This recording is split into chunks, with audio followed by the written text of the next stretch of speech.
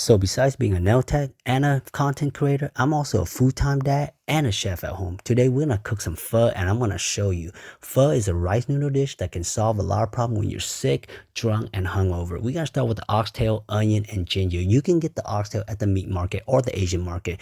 I'm gonna cook it for 2.5 hours and you gotta buy this pho flaying bag right here. It comes with 5 different seasonings that create that pho smell, okay?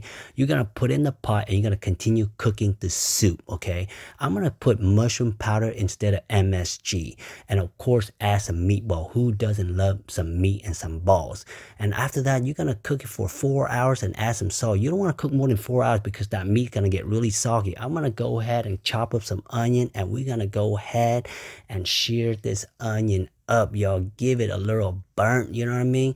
And after that, I'm gonna pour it in to get more flavor into this pot of pho, and I'm gonna go ahead and fry up some ginger. I'm gonna add in there, of course, when we eat pho, we gotta have some vegetables like basils, cilantros, green onions, and we're gonna chop it up. And when I say chop it up, y'all to be thinking some other kind of chopping that we be doing, you know what I mean?